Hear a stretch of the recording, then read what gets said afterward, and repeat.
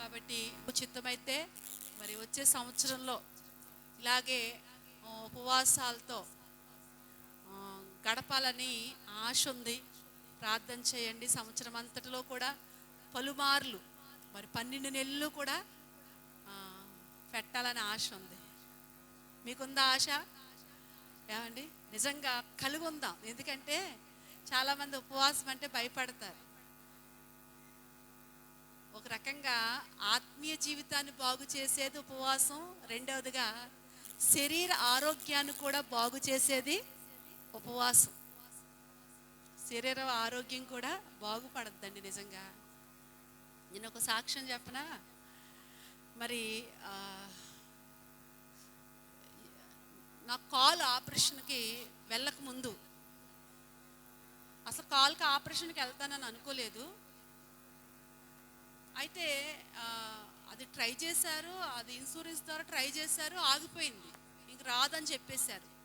రాదు, ఆగిపోయింది అన్నారు. సరే ఆగిపోతే వస్తే మంచిది, రాకపోతే మరీ మంచిది అనుకున్నాను. నేను ఏదైనా ప్రభు చిత్తమే అనుకున్నాను.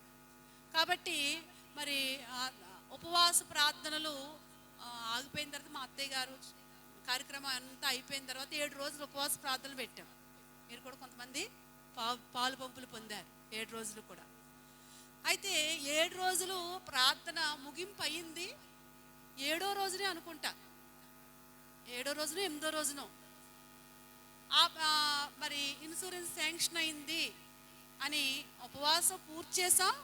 ఇన్సూరెన్స్ శాంక్షన్ అయింది. మరి మీరు వెంటనే ఇమ్మీడియట్లుగా మొదట క్యాన్సిల్ అయింది ఏ డేటో అదే డేట్కి వచ్చేయండి అన్నారు. మొదట క్యాన్సిల్ అయిందని వదిలేసాం, కానీ అదే డేట్కి వచ్చేయండి అన్నారు 8వ రోజున. 7వ రోజు ఉపవాస ప్రార్థన పూర్తి చేసాం, 8వ రోజున వచ్చేయమన్నారు. కానీ ఈరోజు మరి అప్పటికప్పుడు రావాలంటే కష్టం, మళ్ళీ మొన్నాడు వస్తాంలే అని చెప్పాం. ఇంతకీ నేను చెప్పే సాక్ష్యం ఏంటంటే, నాకు ఎప్పుడూ కూడా బ్లడ్ 8 ఉంటుంది. 8 కంటే పెరగదు అసలు. ఎప్పుడు టెస్ట్ చేసుకున్నా 8 ఉంటుంది. అయితే పాస్టర్ గారు ఒక మాట అన్నారు, మరి ఫాస్టింగ్లు కదా నిన్నటి వరకు అసలు బ్లడ్ ఎంత ఉందో నీకు అసలు చెక్ చేయించాలి అని అన్నారు. ఇక్కడ ఏల్పూర్లో చెక్ చేద్దాం అని అన్నారు. ఎందుకంటే నేను చేయించుకునే ఆపరేషన్ చాలా పెద్దది కనుక. అయితే మరి అన్నారు. అన్న తర్వాత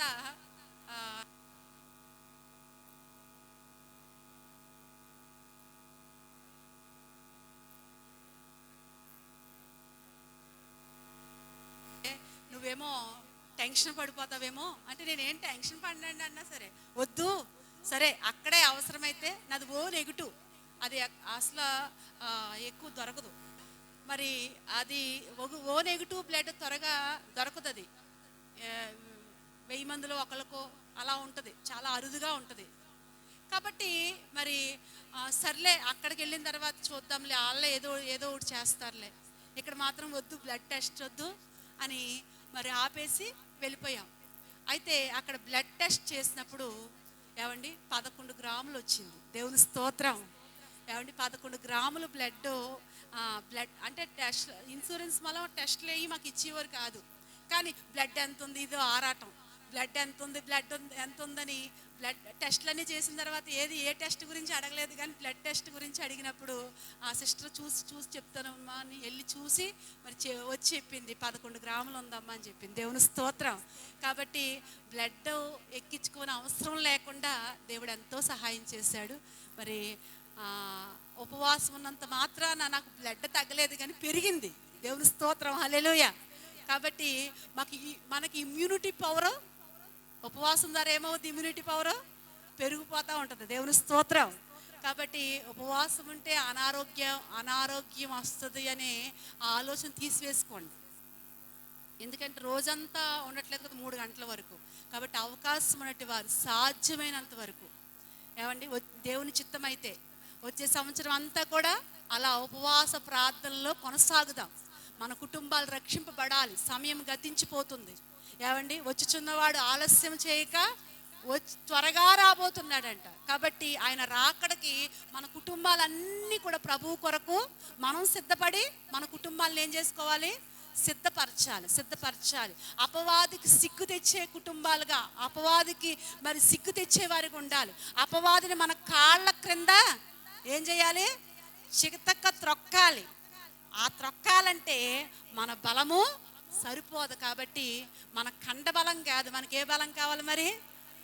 ఆత్మ బలం కావాలి. కాబట్టి మన ఆత్మ బలపడటానికి యేసు ప్రభు అన్నాడు, ఇది ఉపవాసం వల్లే, ఉపవాస ప్రార్థన వల్లే అన్నాడు. ఎప్పుడు? అపవాది చేత పీడించబడుతున్నప్పుడు వీళ్ళు ప్రార్థన చేసినా వెళ్ళట్లేదంట. అప్పుడు యేసు ప్రభు దగ్గరికి వచ్చి, ప్రభు మేము ఎందుకు వెళ్ళగొట్టలేకపోతున్నామంటే ఆయన అన్నాడు, ఉపవాస ప్రార్థన వల్లే అన్నాడు. కాబట్టి ఉపవాస ప్రార్థనలో ఎంతో శక్తి ఉంది. కాబట్టి ప్రభు చిత్తమైతే ఈ 20 రోజులు కూడా ప్రభు ఎంతో సహాయం చేశాడు. ఇది చివరి రోజు. కాబట్టి ఈ చివరి రోజులో అవకాశం ఉన్న వాళ్ళు పాలు పంపులు పొందండి. ప్రభు చిత్తమైతే వచ్చే సంవత్సరం మరి అవకాశం ఉన్నట్టు వాళ్ళందరూ కూడా, ఎక్కువగా స్త్రీలకు అవకాశం ఉంటుంది. పురుషులు మరి పనులు చేసుకుంటారు కాబట్టి స్త్రీలు కూడా అలాగని జాబ్ చేసుకునే వాళ్ళు ఉండొచ్చు. కానీ మరి అవకాశం చాలామందికి మరి జాబులు చేయకుండా ఇంటి దగ్గర పని చేసుకునే వాళ్ళు ఉంటారు కదా. కాబట్టి అటువంటి వారందరికీ మంచి అవకాశం. కాబట్టి ప్రభు చిత్తమైతే రెండో వారం అంతా కూడా ఉపవాసం, ప్రతి నెలలో కూడా రెండో వారంలో ఉపవాసం 7 రోజులు పెట్టాలని ఆలోచన కలిగి ఉన్నా. అలాగే మళ్ళీ మధ్యలో 21 రోజు కూడా ఏర్పాటు చేసుకోవచ్చు. ప్రభు యొక్క ఆలోచన బట్టి, ఆయన ఇచ్చిన నడిపింపుని బట్టి ఆ విధంగా కొనసాగుదాం. మరి అలాగే వచ్చే సంవత్సరం ప్రతి శుక్రవారం కూడా ఉపవాస ప్రార్థన ఉంటుంది. ప్రతి శుక్రవారం మరి 11 గంటల కాడి నుంచి 3 గంటల వరకు ఉంటుంది. అవకాశం ఉన్నవారు 10:30కు వచ్చేసి ప్రార్థన ప్రారంభించేసిన మరి 11 గంటలకు ఖచ్చితంగా అందరూ ఉండినట్లుగా 3 గంటల వరకు కూడా శుక్రవారం ఉపవాస ప్రార్థన ఉంటుంది. కాబట్టి ఆ ఉపవాస ప్రార్థన గురించి మళ్ళీ మీకు జ్ఞాపకం చేస్తాం. అందరూ కూడా అవకాశం కుదుర్చుకునే అవకాశం ఉన్నవారు సాధ్యమైనంత వరకు కూడా ఆ ఉపవాస ప్రార్థనలో కూడా పాలు పంపులు పొందుకుందాం. అలాగా అనేక కూటాలు, అనేక ప్రార్థనలు వచ్చే సంవత్సరం ప్రభు చిత్తమైతే మనం ఏర్పాటు చేసుకుని మనం ఆత్మీయంగా బలపడదాం. దేవుని వాక్యాన్ని ధ్యానం చేసుకుందాం.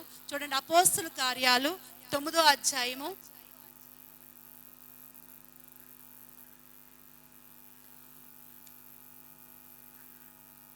అపోస్తుల కార్యం 9వ అధ్యాయము 31, 32.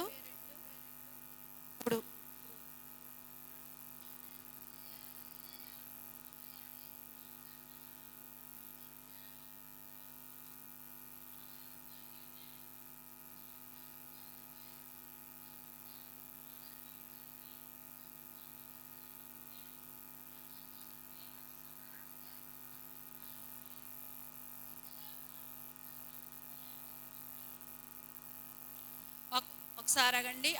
అందరూ తీసుకున్నారా? అపోస్తుల కార్యాలు 19వ అధ్యాయము 31 నుంచి 35 వరకు కూడా ఒక వచనం నేను చదువుతాను, ఒక వచనం మీరు అందరూ కలిపి చదవాలని మీకు మనవి చేస్తున్నాను. తీసుకోండి. అపోస్తుల కార్యాలు 9వ అధ్యాయము 19వ అధ్యాయం, క్షమించండి, 9వ అధ్యాయం, 19 కాదు, 9వ అధ్యాయం 9, 31, 32, 33, 34, 35 వచనాలు. ఒక వచనం నేను చదువుతాను, ఒక వచనం మీరు అందరూ కలిపి చదవండి. కావున యోదయ, గలిలయ, సమరయ దేశముల అందంతటా సంఘము క్షేమాభివృద్ధి నొందుచు సమాధానము కలిగి ఉండెను. మరియు ప్రభువునందు భయమును పరిశుద్ధాత్మ ఆదరణయు కలిగి నడుచుకొనుచు విస్తరించుచుండెను.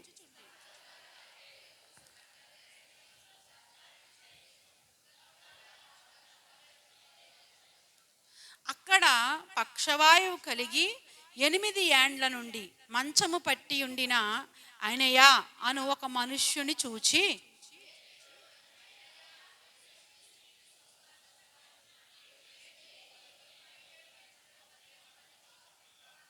వెంటనే అతడు లేచెను. లుద్దాలోను షారోన్లోను కాపురమున్న వారందరూ అతనిని చూచి ప్రభు తట్టు తిరిగిరి. చిన్న ప్రార్థన చేసుకుందాం. పరిశుద్ధుడైన తండ్రి, మహాగణుడ, మహోన్నతుడైన దేవా, మీ ఘనమైన శ్రేష్టమైన నామాన్ని బట్టి మరొకసారి మీకు కృతజ్ఞతలు తెలియపరచుకుంటున్నాం. ఇదిగో చదవబడిన లేఖనాన్ని మీరు జ్ఞాపకం చేసుకోండి. ఈ లేఖన భాగంలో నుంచి మీరు మాతో మాట్లాడండి నాయన. దేవా, నీ వాక్కు స్వరాన్ని మేము వినడానికి మా హృదయాల్ని సిద్ధపరచండి. ఆత్మ నడిపింపునివ్వండి. నేనైతే ఒట్టిదాన్ని, బలహీనురాల్ని ప్రభువా. నా మాటలు, నా జ్ఞానము ఎవ్వరికీ ఉపయోగం లేదు. కేవలం నీవే మాట్లాడండి. నీవు మాట్లాడితే మేము బ్రతుకుతాం. నీ మాటలో శక్తి ఉంది. నీ మాటలో ప్రభ జీవం ఉంది నాయన. అటు జీవముతో కూడిన మాటలు నాకు మాకు అనుగ్రహించి మహిమ పొందమని యేసు నామములో ప్రార్థిస్తున్నాను తండ్రి. ఆమేన్. ఆమేన్. దేవునికి స్తోత్రాలు. కూడి ఉన్న మీ అందరికీ మరొకసారి వందనాలండి. ఇక్కడ అపోస్తల కార్యాలు 9వ అధ్యాయంలో పేతురు గారు దర్శించుకుంటూ, రక్షింపబడిన వారందరినీ కూడా దర్శించుకుంటూ వస్తున్నాడు. అయితే ఎక్కడికి వచ్చాడు ఆయన అంటే 31వ వచనంలో, కావున యోదయ, గలిలయ, సమరయ దేశముల అందంతటా సంఘము ఏం పొందుతుందంట? క్షేమాభివృద్ధి పొందుతుందంట. కొన్ని సంఘాల గురించి రాస్తున్నాడు అక్కడ. యెరూషలేములో సంఘం, సమరయలో సంఘం, ఇప్పుడు మన ఏల్పూర్లో సంఘం, తాళపాలలో సంఘం, కేస్వార్లో సంఘం అని మనం ఎలాగా చెప్పుకుంటామో, ఆ రోజుల్లో సమరయలో సంఘం, యెరూషలేములో ఉన్న సంఘాలు ఇవన్నీ కూడా ఏం పొందుతున్నాయంట? క్షేమాభివృద్ధి పొందుతున్నాయంట. నిజమే, సంఘము క్షేమాభివృద్ధి పొందినప్పుడే మన కుటుంబాలు క్షేమాభివృద్ధి పొందుతాయి. సంఘం ఎప్పుడూ కూడా క్షేమము కలిగి ఉండాలి, అభివృద్ధి పొందాలి. అందుకై మనందరము కూడా ఏమండి, ఒక అవయవముగా క్షేమాభివృద్ధి కలిగించే అవయవాలుగా మనం ఉండాలి. దేనికి క్షేమం కలిగించాలి? సంఘానికి క్షేమం కలిగించాలి. నువ్వు మాట్లాడే మాట అయినా, ఏమండి, నువ్వు చేసే పని అయినా, ఏదైనప్పటికీ కూడా నీ పరిచర్య అయినా, నీ పని అయినా, నీ వరమైనా, నీ తలాంత్ అయినా, ఏదైనా సంఘానికి ఏం కలిగించాలి? క్షేమాభివృద్ధి కలిగించాలి. ఇక్కడ అలాంటి విశ్వాసులు సంఘములో ఉన్నారు కనుక ఆ సంఘం అంట క్షేమాభివృద్ధి పొందుతుందంట. ఇంకా ఏం కలిగి ఉంది? సమాధానము ఏం కలిగి ఉందంటండి? సంఘము ఆయా ప్రాంతాల్లో ఉన్న సంఘాలన్నీ కూడా సమాధానం కలిగి ఉన్నాయంట. నిజమే, సంఘం అంతా ఎలా ఉండాలి? సమాధానం కలిగి ఉండాలి. అంతేగాని ఒకళ్ళ మీద ఒకళ్ళు చెడు మాట్లాడుకుంటూ, ఒకళ్ళ మీద ఒకళ్ళు ఏమండి లేనిపోయిన మాట్లాడుకుంటూ, ఒకళ్ళ మీద ఒకళ్ళు గోరింతని కొండంతగా చేసుకుంటూ, చేదరించుకుంటూ ఉండకూడదు. ఏమండి, సంఘములో ప్రతి ఒక్కరము కూడా, మనమందరము చాలాసార్లు చెప్తాను కదా, కల్వరి రక్త సంబంధికులు. మన సంబంధం ఏంటండి? కల్వరి రక్తం. కల్వరి రక్తం ఎక్కడి నుంచి వచ్చింది? ప్రభు యొక్క సిలువలో నుంచి వచ్చింది. ఆ సిలువలో నుంచి కార్చబడిన ఆ సొత్తు మనం సంఘాన్ని ఎక్కడ నుంచి సంపాదించుకున్నాడు అంటే, ఆయన స్వరక్తం ఇచ్చి సంపాదించుకున్నాడు సంఘాన్ని. దేవుని స్తోత్రం. కాబట్టి కల్వరి రక్త సంబంధికులమైన మనలో సమాధానము, ప్రతి ఒక్కరి ఎడల కూడా ఒకరి ఎడల ఒకరము సమాధానం కలిగి ఉండాలి. కొంతమంది ఆత్మీయ బలహీనులు ఉండొచ్చు. ఏమండి, ఆత్మీయ బలహీనుల మధ్యలో నువ్వెలా ఉండాలి? ఏమండి, నీవు బలహీన పడిపోకూడదు. ఎప్పుడు కూడా సంఘములో 21 రోజులో ఒక మాట చెప్పారు. ఏమండి, మన అందరము కూడానంట తల్లి లాంటి మనసు కలిగి ఉండాలి. దేవుని స్తోత్రం. ఏ మనసు? తల్లి లాంటి మనసు. తల్లి బిడ్డలు ఏం చేస్తుందండి? బిడ్డలు పొరపాటు చేసినా కాసేపు కోపపడి వెంటనే బిడ్డల్ని హక్కును చేర్చుకుంటుంది. అలాగే ఏమండి, అలాంటి మనస్తత్వం మనందరం కలిగి ఉండాలి. అప్పుడే సమాధానం కలిగిన వారిగా ఉంటాం. మొట్టమొదటిగా సంఘ క్షేమాభివృద్ధిని కోరేవారిగా ఉండాలి. రెండోదిగా ప్రతి ఒక్కరితో కూడా సమాధానం కలిగి ఉండాలి. మూడోదిగా భయమును, ప్రభువునందు భయమును. ఏమండి, మొన్నటి వారం ఏమిన్నాం మనం? భయం. దేవుని భయం కలిగిన వాడు ఎలా బ్రతుకుతాడు? దేవుని భయం ఉందా లేదా అని మనల్ని మనం పరీక్షించుకోవటానికి దేవుడు కొన్ని విషయాలు మన ముందు పెట్టాడు. దేవుని భయము కలిగిన అబ్రహామును మన ముందు పెట్టాడు. దేవుని భయము కలిగిన యోసేపుని మన ముందు దేవుడు పెట్టాడు. దేవుని స్తోత్రం. మనందరము కూడా దేవుని భయము కలిగిన వారిగా ఉండాలి. మన భక్తికి పునాది దేవుని భయం. పునాది లేకుండా కట్టుబడి కడితే ఆగుతుందా? పునాది సరిగా లేకుండా మనం ఎంత పైకి కట్టుబడి కట్టుకుంటా వెళ్ళినా ఒకరోజు ఏమైపోద్ది? అది కూలిపోద్ది. అలాగే భయం అనే పునాది, నీ భక్తికి భయం అనే పునాది లేకపోతే నువ్వెన్ని ప్రార్థనలు చేసినా, నువ్వెంత దేవుని సన్నిధికి వచ్చినా, దేవుని భయం లేకపోతే నీ భక్తి కూలిపోయే ప్రమాదం ఉంది అని మనము గడిచిన వారంలో నేర్చుకున్నాం. ఇక్కడ అంటాడు భయమును, తర్వాత పరిశుద్ధాత్మ యందలి ఆదరణ. పరిశుద్ధాత్మ యందలి ఆదరణ. నిజమే, పరిశుద్ధాత్మతో దేవుని ఆత్మ కలిగిన వారిగా మనందరము కూడా దేవుని ఆత్మతో నడిపించబడేవారిగా ఉండాలని. ఎందరైతే ఆత్మచేత నడిపించబడతారో వారందరూ దేవుని కుమారులై ఉంటారని మనం వింటూ వచ్చాం. పరిశుద్ధాత్ముడు నీలో ఉన్నప్పుడు నిన్ను ఆదరిస్తాడు. అదే గుర్తు. పరిశుద్ధాత్ముడు నీలో ఉన్నప్పుడు నిన్ను ఏం చేస్తాడు? ఆదరిస్తాడు. నీవు ఎలాంటి పరిస్థితిలో ఉన్నప్పటికీ కూడా పరిశుద్ధాత్ముడు నీలో ఉన్నప్పుడు నేనున్నానమ్మా నీకు. బయట వాళ్ళ ఆదరణ నీకు లేకపోవచ్చు, కానీ దేవుని ఆత్మ నీలో ఉన్నప్పుడు నిన్ను ఆదరిస్తాడు. మనం ఎప్పుడూ కూడా దేవుని ఆత్మ కలిగి ఉన్నప్పుడు నేను ఒంటరిదాన్ని, నాకెవరో లేరు, నేను ఒంటరోడిని అనుకోము, ఉండదు. దేవుని స్తోత్రం. ఎందుకని? పరిశుద్ధాత్ముడు నిన్ను ఆదరిస్తాడు. పరిశుద్ధాత్మ నడిపింపులో మనందరం ఉండాలి. ఈ సంఘం అంట పరిశుద్ధాత్మ నడిపింపులో ఉందంట, సమాధానం కలిగి ఉందంట, దేవుని భయం కలిగి ఉందంట. క్షేమాభివృద్ధి పొందుతూ విస్తరిస్తూ వస్తుందంట. దేవుని స్తోత్రం. ఈ రోజున దేవుడు మనకిచ్చిన సహవాసం కూడా అలాగే ఉండాలని మనం అందరం ఆశ కలిగి ఉందాం. హల్లెలూయా, హల్లెలూయా. ఇప్పుడు ఆ సంఘాలన్నీ కూడా దర్శించుకుంటూ ఎక్కడికి వచ్చాడు? ఆ తరువాత పేతురు సకల ప్రదేశములలో సంచారము చేయుచు లుద్దలో కాపురమున్న పరిశుద్ధుల యొద్దకు వచ్చెను. దేవుని స్తోత్రం. ఇలాగా సంఘం క్షేమాభివృద్ధి పొందుతూ మరి ఉంటూ వచ్చింది. పేతురు గారు చూస్తూ వస్తున్నాడు. అలా అలా వస్తూ ఎక్కడికి వచ్చాడు? పరిశుద్ధుల దగ్గరికి. ఎక్కడో పరిశుద్ధులు ఉన్నారంట. ఏ ప్రాంతం అది? లుద్దా అనే ప్రాంతంలో పరిశుద్ధుల సమూహం. నిజమే, సంఘము అంటే అది కూడా సంఘమే. సంఘం అంటే ఏంటి? క్రీస్తు రక్తములో కడగబడి పరిశుద్ధపరచబడిన వారే సంఘం. దేవుని స్తోత్రం. క్రీస్తు రక్తములో కడగబడిన వారు ఎక్కడైతే కూడుకుంటారో అదే ఏంటండి? సంఘం. దేవుని యొక్క క్రీస్తులో కడగబడి వాక్యము చేత ఆత్మ చేత ముద్రించబడిన వారినే సంఘము అని పిలిచింది పరిశుద్ధ గ్రంథం. దేవుని స్తోత్రం. కాబట్టి ఇక్కడ ఈ పరిశుద్ధుల యొద్దకు పేతురు గారు వచ్చాడు. అయితే ఈ పరిశుద్ధుల మధ్యలో ఒక ఆయన కనిపిస్తున్నాడు. ఆయన గురించి మనం నేర్చుకుందాం. ఆయన పేరు ఏం పేరంట? ఆయనయ్య. ఎవరంట? అందరూ చెప్పాలి. ఎవరంట? ఆయనయ్య.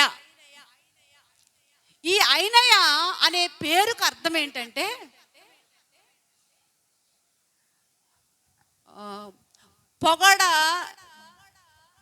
పొగడదగబడిన, మాట తిరగదు, పొగడబడదగినవాడు. దేవుని స్తోత్రం. మీరు అనగలరా? పొగడబడదగినవాడు. దేవుని స్తోత్రం. ఈ మాటకు అర్థం ఏంటి? పొగడబడదగినవాడు అని ఈయన తల్లిదండ్రులు పేరు పెట్టారు. ఈ పేరు ఎక్కడి నుంచి పెట్టారు అని చరిత్ర ఆలోచన చేస్తే, ఈయన తల్లిదండ్రులు ఎక్కడి నుంచి సెలెక్ట్ చేశారు పేరు అని ఆలోచన చేస్తే, ఆ రోజుల్లో గ్రీకు పురాణాలు ఉండేవంట. ఏ పురాణాలు? గ్రీకు పురాణాలు. ప్రజల్ని ఎక్కువ గ్రీకు పురాణాలు ప్రభావితం చేస్తూ ఉండేవంట. ఈ గ్రీకు పురాణాల్లో వీరులు ఉండేవారంట. వీరులు ఎవరు? వీరులు.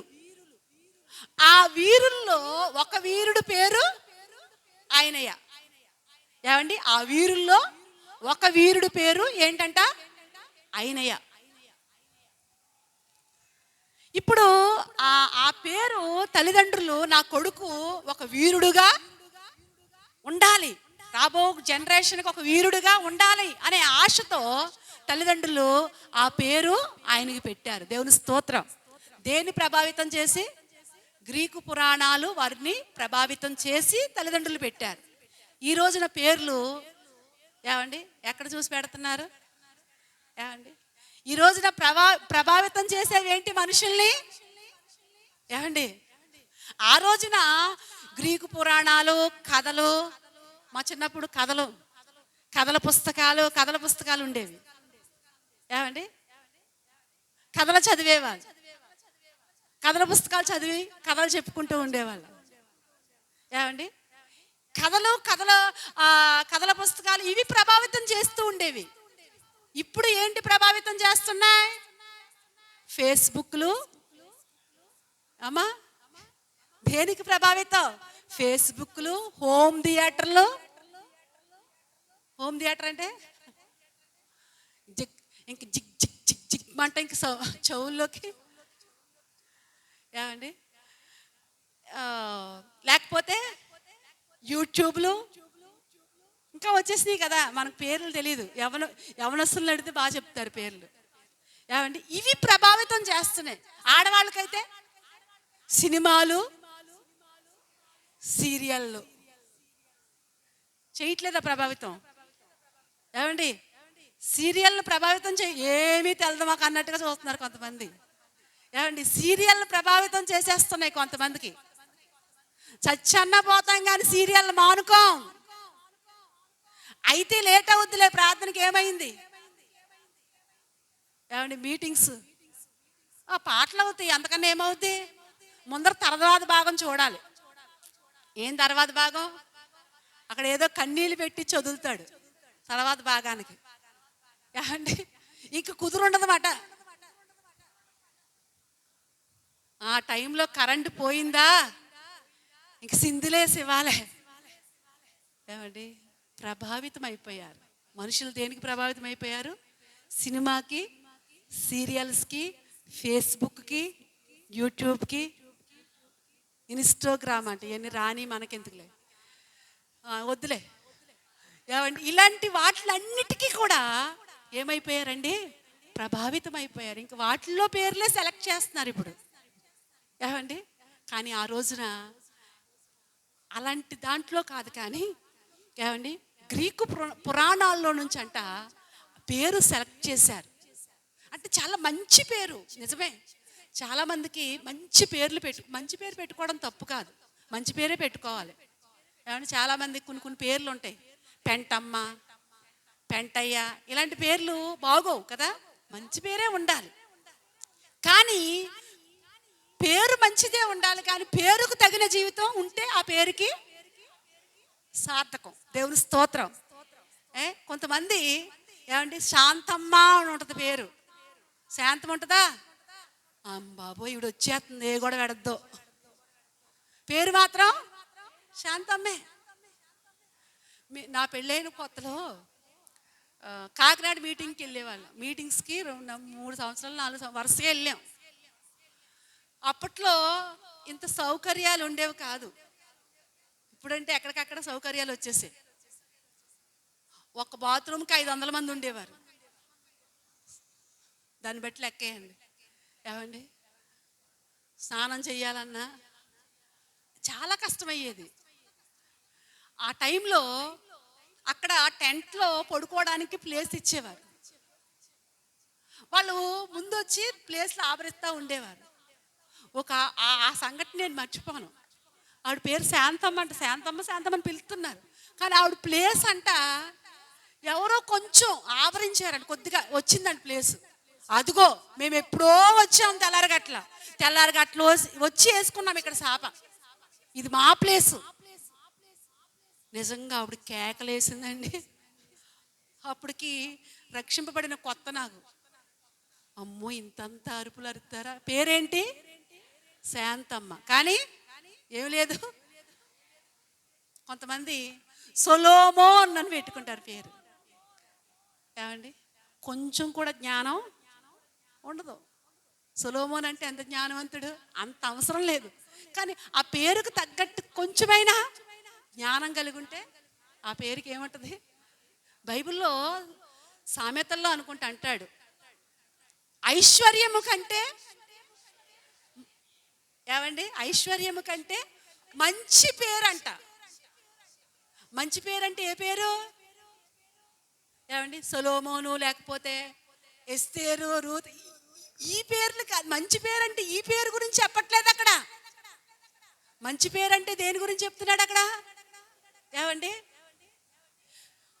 బుద్ధి మార్చబడి, ఏమండి, ఒకప్పుడు నీ బుద్ధి మంచిది కాదు, ఇప్పుడు మార్పు. ఏమండి, అదే మంచి పేరు. దేవుని స్తోత్రం. బుద్ధి మార్చబడాలి, ప్రవర్తన మార్చబడాలి, నడవడి మార్చబడాలి. అది నీ బుద్ధి మార్చుకున్నప్పుడు ఐశ్వర్యము కంటే మంచి పేరు కోరదగింది. ఏమండి, మంచి పేరు ఏకో పెట్టొద్దన్నా కానీ ఈడి ఎక్కడున్నాడు ఈడు? దేవుని స్తోత్రం, హల్లెలూయా. కాబట్టి ఏమండి, మన యొక్క బుద్ధి మారాలి, ప్రవర్తన మారాలి, జీవితము మారాలి. చాలాసార్లు పేరు మంచిదే ఉంటుంది కానీ జీవితంలో ఏముండదు, మార్పు అనేది ఎక్కడా కనిపించదు. ఏమండి, జీవితం ఎలాగుంటుందంటే ఓసరవిల్లిలా ఉంటుంది. ఓసరవిల్లి అంటే ఏమండి, ఓసరవిల్లి ఏం చేస్తే రంగులు మార్చేస్తూ ఉంటుంది. అలా చాలాసార్లు ఏమండి ఈ ఓసరవిల్లి టైప్లో అయిపోతూ ఉంటాం. కానీ దేవుడు కోరుకునేది ఏంటంటే, ఏమండి, మన పిలిచే పేరులు కంటే జీవితంలో ఉన్న ఆ మార్పును, పేరు ఏదైనా కావచ్చు. కొంతమంది ఏమండి పేర్లు లోకంలో ఉన్న పేర్లు ఉంటాయి, శ్రీనివాసులు, ఇలాంటి లోకంలో ఉన్న పేర్లు ఉంటాయి. కానీ నిజంగా వాళ్ళ బ్రతుకు చూస్తే, వాళ్ళ జీవితం చూస్తే, ఏమండి, దేవుని పోలికలు వాళ్ళలో కనిపిస్తాయి. దేవుని స్తోత్రం. ఏమండి, పేరు చూస్తే పిలిచే పేరు లోకస్తుల పేరే, కానీ జీవితం ఏమండి ఎంత చక్కని ప్రవర్తన కలిగి ఉంటారో. కొన్నిసార్లు పేరు బాగుంటుంది, బైబిల్లో పేరే ఉంటుంది, కానీ జీవితంలో ఎక్కడ మార్పు ఉండదు. కానీ దేవుడు కోరుకునేది ఏంటంటే నీ స్వభావము, నీ ప్రవర్తన, ఏమండి నీ నడవడిక మార్పు కలిగి ఉండాలని ప్రభు కోరుకుంటున్నాడు. దేవుని స్తోత్రం. ఇక్కడ అయినయ్య అనబడుతున్న పేరుకి అర్థం ఏంటని చెప్పుకున్నాం? ఏంటండి? పొగడబడ తగినవాడు అని మనం చూసాం. ఈ పేరు ఇంది పేరు మంచిదే, అయితే కొంతకాలానికి ఆయన రక్షింపబడ్డాడు. దేవుని స్తోత్రం. ఒకప్పుడు గ్రీకు పురాణాల్లో ఒక అన్యుడిగా ఉన్నాడు అయినయ్య. వాళ్ళ కుటుంబం అన్య కుటుంబంలో నుంచి ప్రభువుని తెలుసుకుని ప్రభు రక్షకుడని విశ్వసించి రక్షింపబడ్డాడు. దేవుని స్తోత్రం. మనందరం అంతే కదా. ఒకప్పుడు ఎక్కడున్నాం మనందరం కూడా? ఆయన గ్రీకు పురాణాల్లో అంటే మనం మామూలు పురాణాల్లో, ఏమండి, మామూలు అన్యజనుల్లో మనము ఉన్నాం. దేవుడు మనల్ని కూడా అయినయ్య వలె రక్షించుకున్నాడు. దేవుని స్తోత్రం. అయితే ఈయన రక్షణలో కొంతకాలము సాగుతూ ఉన్నాడు. సాగుతూ ఉండగా ఈయనకి అనారోగ్యం ఏర్పడింది. ఏం కలిగిందండి? అనారోగ్యం కలిగింది. ఇప్పుడు మీకు ఒక ప్రశ్న. క్రీస్తు రక్తంలో కడగబడి పరిశుద్ధులుగా ఏర్పరచబడిన తర్వాత కష్టాలు వస్తాయా? వస్తాయా రావా? వస్తాయని కొంతమంది అంటున్నారు. అసలు కష్టాలన్న మాట నోటితో వచ్చిస్తే ఇప్పుడు వచ్చి పడిపోతాయేమో అనుకుని కొంతమంది భయపడిపోతున్నారు. ఏమండి, కష్టాలు వస్తాయా రావా? వస్తాయి. దేవుని స్తోత్రం. ఏమండి, ఈయన పరిశుద్ధులలో ఉన్నాడు, రక్షింపబడి ఉన్నాడు. ఈ అయినయ్య రక్షణలో కొనసాగుతూ ఉన్నాడు. కొనసాగుతూ ఉండగా ఈయనకి ఏమండి బలహీనతనే శ్రమ ఏర్పడిందంట. దేవుని స్తోత్రం. నిజమే, విశ్వాసానికి పుటం వేయబడటానికే దేవుని బిడ్డలకి సమస్యలు వస్తాయి, శ్రమలు వస్తాయి, కష్టాలు వస్తాయి. శ్రమ లేకపోతే క్రైస్తవుడు కాదు. బ్రతుకు బండికి చక్రాల్లాంటివి శ్రమలు. ఒక చక్రం శ్రమే. దేవుని స్తోత్రం. ఎప్పుడూ కూడా దేవుని నడిపింపులో ఉన్నటి వారు శ్రమల గుండా వెళతారు. శ్రమలు వస్తాయి. శ్రమలు ఎందుకు వస్తాయి అంటే మన విశ్వాసము పుటము వేయబడడానికి. ఏమండి, బంగారాన్ని పుటం వేయాలంటే ఎక్కడ వేయాలి? అగ్నిలో వేయాలి. అలాగే మన భక్తి పుటం వేయబడాలంటే ఎక్కడ పడాలి? అది శ్రమలనే కొలిమిలో పడాలి. దేవుని స్తోత్రం. నువ్వు ఎంత శ్రమలనే కొలిమిలో పుటం వేయబడితే అంత దగదగలాడే మెరిసే బంగారంగా దేవుడు నిన్ను వాడుకుంటాడు. దేవుని స్తోత్రం. కాబట్టి శ్రమ వచ్చినప్పుడు, కష్టం వచ్చినప్పుడు భయపడొద్దు. మనం పరిశుద్ధ గ్రంథంలో మనం చూసినట్లయితే ఏమండి, భక్తులు అనబడుతున్నవారు, భక్తి జీవితంలో ఉన్నట్టు వారిని ఎవరిని కదిపినా అనేక శ్రమల గుండా వారు వెళ్తూ వచ్చారు. ఏమండి, శ్రమ లేని భక్తుడు ఎవరైనా ఉన్నారా? ఒకరు చెప్పండి. ఏమండి, మీరు ఆలోచించి అసలు ఏ శ్రమలో పడలేదండి ఈ భక్తుడు అని ఒకరు పేరు చెప్పండి. ఎవరైనా ఉన్నారా? వెతకండి. ఏమండి, భక్తులు లేరు. నరకానికి పోయేవాడు ఉన్నాడు. ఎవరు? నిత్యము సుఖము అనుభవిస్తూ అని రాస్తాడు ఆయన గురించి. ఏ రోజుని కూడా కష్టం లేదంట ధనవంతుడికి. నిజమే. ఏమండి, శ్రమలు ఎవరికి అంటే భక్తి కలిగి బ్రతికే వారికి శ్రమలు. దేవుని స్తోత్రం. ఎవరికి శ్రమలు?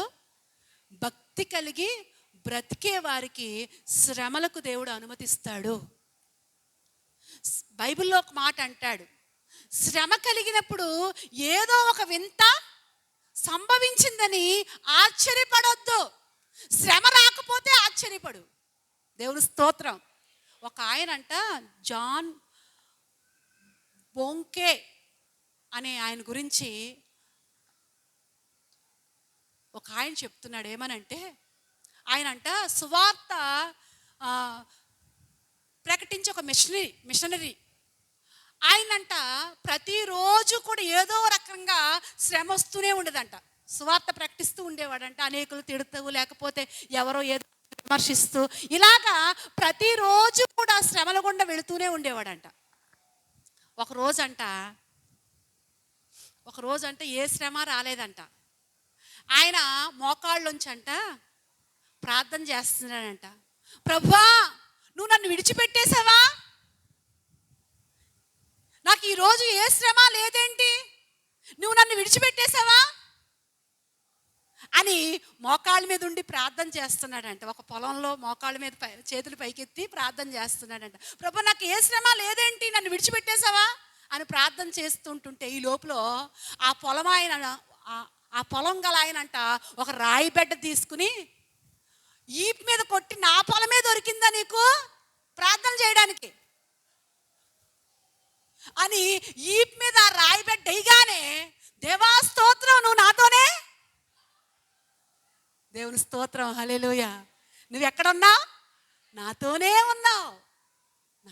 ఉన్నావు. ఏమండి, నిజమే. శ్రమలు, ఏమండి, శ్రమలలో నువ్వు వెళుతున్నప్పుడు ఎక్కడ ఉంటాడు ఆయన? నీతోనే ఉన్నాడు ఆయన. ఏమండి, శ్రమలో ఉన్నావా? కష్టంలో ఉన్నావా? ఏమండి, అందుకే శ్రమలు వచ్చినప్పుడంట ఏదో ఒక వింత సంభవించిందని మనం ఏం చేయకూడదు, శ్రమ రాకపోతే ఈయన ఆశ్చర్యపడుతున్నాడు. రోజు శ్రమలో నుంచి నడిపించేవాడు, ఈరోజు ఏంటి ఏం రాలేదు, శ్రమ రాలేదేంటి ప్రభు, నువ్వు నన్ను విడిచిపెట్టేశావా? ఒక్క దెబ్బ రాయితో కొట్టగానే అబ్బా నువ్వు నాతోనే ఉన్నావు. దేవుని స్తోత్రం. నిజమేనండి, దేవుని పిల్లలు ఎప్పుడూ కూడా ఏమండి శ్రమలు మనం గ్రహించవలసింది ఏంటంటే విశ్వాసానికి పుటము. విశ్వాసానికి ఏంటండి పుటం. ఈ ఐనయ్య గురించి మనం చూసినట్లయితే ఈయనంట ఏమండి రక్షణలో కొనసాగుతూ ఉంటుండగా 8 సంవత్సరాల నుంచి అంట, ఎన్ని సంవత్సరాలంట, 1 సంవత్సరం కాదు, 2 సంవత్సరాలు కాదు, 3 సంవత్సరాలు కాదు. ఏమండి మనం 1 సంవత్సరాల కష్టాల్లో వెళ్ళినప్పుడు మనకి ఏమనిపిస్తుంది, అమ్మో ఇంకెంతకాలం భరించాలో ఈ కష్టాలు అనుకుంటూ ఉంటాం. కానీ ఏమండి కష్టాలు అనేవి దేవుడు ఎంతకాలం అనుమతిస్తాడు అంతకాలము కూడా సహించుకుంటూ ముందుకు సాగాలి మనం. అబ్రహాము జీవితాన్ని మనం చూసినట్లయితే అబ్రహాముకి దేవుడు వాగ్దానం చేశాడు. ఎన్నో సంవత్సరం వాగ్దానం చేశాడు? 75వ సంవత్సరంలో వాగ్దానం చేశాడు. కానీ ఆ వాగ్దానం నెరవేరడానికి ఎన్ని సంవత్సరాలు పట్టింది? 25 సంవత్సరాలు పట్టింది. 25 సంవత్సరాలు అబ్రహాము అనేకమైన శ్రమల గుండా ముందుకు సాగుతూ ఉన్నాడు. అన్నిటికంటే పెద్ద శ్రమ ఏంటంటే బిడ్డలు లేరనే నింద కదా. అయినా కానీ ఆ శ్రమలోనే అబ్రహాము ముందుకి కొనసాగుతున్నాడు. ఏమాత్రం కూడా అల్ప విశ్వాసం లేదు ఆయనకి. అబ్రహాంకి ఎక్కడా కూడా ఆయనకి అల్ప విశ్వాసం లేదు, విశ్వాసంతో సాగుతూ ఉన్నాడు. నిజమే, మనం అనుకుంటాం 31న వాగ్దానం తీసుకుంటే ఎప్పుడు నెరవేరిపోవాలి, 1వ తారీఖున నెరవేరిపోవాలనుకుంటాం. లేదు ఏమండి, దేవుడిచ్చే వాగ్దానం కొరకు సమయం ఉంది. ప్రతిదానికి ఏముందంట, సమయం ఉంది. చాలామంది అంటారు నేను యేసు ప్రభు గొప్ప దేవుడని నేను విశ్వసించానండి, నేను రక్షించబడ్డాను, బాప్తిసం తీసుకున్నానండి, అయినా కానీ నాకేంటి ఏమండి కొంతమంది విశ్వాసం ఎలా ఉంటుందంటే నేను బాప్తిసం తీసుకున్నాను కానండి, బాప్తిసం తీసుకున్న 10 రోజుల్లోనే నా కోడి ఎక్కడికో వెళ్ళిపోయింది. ఇది వరకు ఇప్పుడు కోళ్ళు పెంచడం తగ్గిపోయింది, లేకపోతే సాక్ష్యాలతో చచ్చిపోదు. ఏమండి కోడి గురించి, కోడి పిల్లల గురించి, కోడి గుడ్లు గురించి ఇవే సాక్ష్యాలు సరిపోదు మనకి. ఇప్పుడు కోళ్ళు లేవు, ఒకప్పుడు కోళ్ళు ఉండేవి. నేను బాప్తిసం పొందానండి, పొందిన తర్వాత నా కోళ్ళు ఎక్కడికి వెళ్ళిపోయినాయో కనపడతలేదు. ఇదో శ్రమ ఏమండి. నేను బాప్తిసం పొందానండి, నాకు కష్టాలు ఎక్కువైపోయినాయి, ఇదో కష్టం అండి. ఏమండి అసలు చాలామంది రక్షణ విలువ అర్థం కాదు. బాప్తిసం పొందింది ఎందుకు అంటే ఏమండి రక్షణ విలువ అర్థం కాక నేను బాప్తిసం పొందానండి, మా గేదె పాలు ఇవ్వలేదండి, లేకపోతే మాకు కష్టాలు ఎక్కువైపోయినాయండి, ఇదండి అదండి, లోకరీతిగా ఆలోచన చేస్తూ ఉంటాం. నిజంగా రక్షణ పొంది నీకు శ్రమ వచ్చినా ఆ శ్రమలో నువ్వు ఎలా నిలబడ్డావో అది సాక్ష్యం. దేవుని స్తోత్రం. ఏమండి నువ్వు నిలబడింది సాక్ష్యం.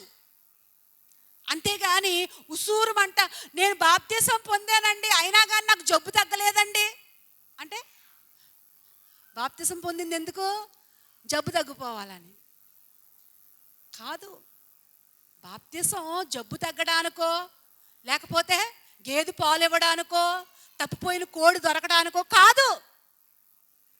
రక్షణ గొప్పది. దేవుని స్తోత్రం.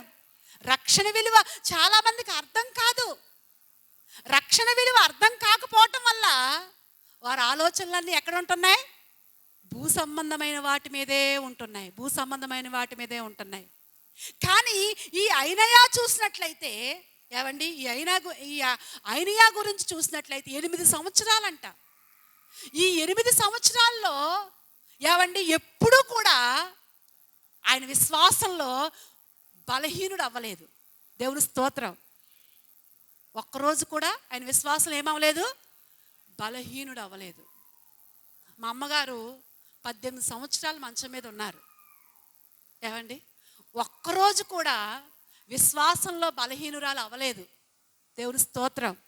నా దేవుడు గొప్పవాడు అని చెప్తూ ఉండేది.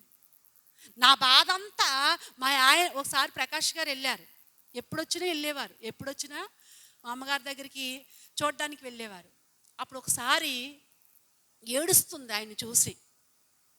ఏడ్చినప్పుడు ఆయన అడిగారు, అమ్మ ఎందుకు ఏడుస్తున్నావు అంటే, మా అమ్మగారు ఏమన్నారు తెలుసా ఆయనతోటి, నా బాధ అంతా మా ఆయన గారు రక్షణ పొందాలి, మా అబ్బాయి రక్షణ పొందాలి, అదండి నా బాధ.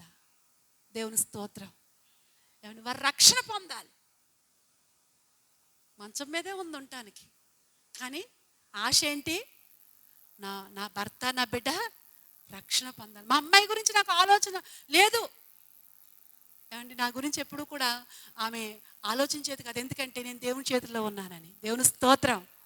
బిబ్జంతు అనేది మా అమ్మాయిని మాత్రం వదలకే, ఎప్పుడు మా అమ్మాయిని వదలకే అని చెప్తూ ఉండేది తనతో. ఆ మాట చాలాసార్లు జ్ఞాపకం చేస్తుంది.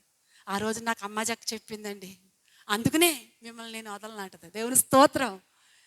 ఏమండి నిజమే, చాలాసార్లు మన బలహీనతలకు ఏమండి స్వస్థత రాలేదేనో, లేకపోతే మన సమస్య తీరలేదేనో అల్ప విశ్వాసంలోకి వెళ్ళిపోతాం.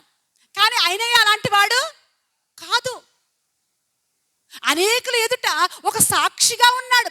ఇదిగో నేను బలహీనంగా ఉన్నా నేను ప్రభు కొరకు బ్రతుకుతున్నానని ఒక సాక్షిగా ఆయనయ్య బ్రతుకుతున్నాడు. దేవుని స్తోత్రం. నిజమే, ఈ రోజున నువ్వు ప్రభు కొరకు ఎలా సాక్షిగా బ్రతుకుతున్నావు? ఈయన ఒక సాక్షిగా ఉన్నాడు. ఒక ఆమె సాక్షి విన్నాను నేను, శ్రీదేవి. విన్నారా ఎప్పుడైనా మీరు? విన్నారా? విన్నారు, ఒకళ్ళిద్దరు విని ఉంటారు. ఏమండి ఆమె సాక్ష్యం చాలా మంచి సాక్ష్యం.